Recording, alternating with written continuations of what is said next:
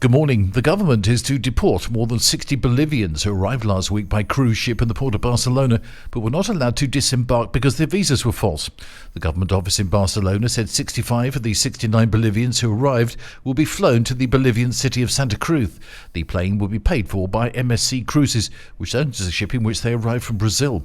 4 members of a family with Spanish relatives will be allowed to enter Spain. Authorities said the Bolivian passengers had false visas to enter the European border-free Schengen area.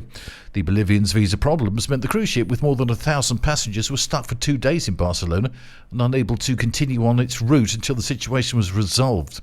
The cruise ship set sail after the Bolivians were temporarily accommodated in another ship whilst police interviewed them. MSC Cruises said last week the Bolivian passengers' documentation appeared correct on boarding in Brazil.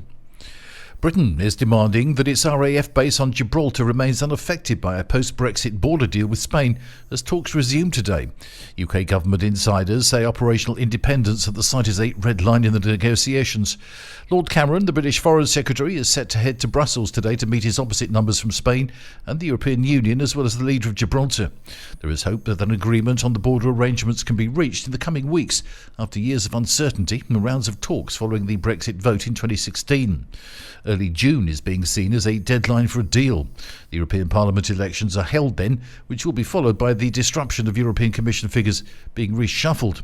All sides want to keep Gibraltar's land border open with Spain because thousands of people commute between the two each day. The proposal is therefore for Gibraltar to become part of the EU Schengen zone. And campaigners on Tenerife went on hunger strike yesterday in protest at over-tourism, which they claim is damaging the popular destination. 5 members of Canaries Sold Out started the indefinite strike, and more demonstrations are planned on the 20th of April in Tenerife, Gran Canaria, Lanzarote and La Palma under the slogan, "The Canaries have a limit." Victor Martin of the organisation insisted campaigners had been driven to this point after all efforts to a solution had been rejected.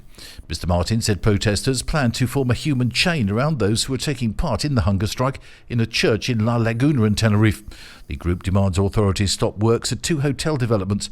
Both projects were stopped on the orders of the Canary Islands Regional Government for environmental infractions and irregularities, but construction work has recently resumed. That's the latest from TRE. I'm Bob James.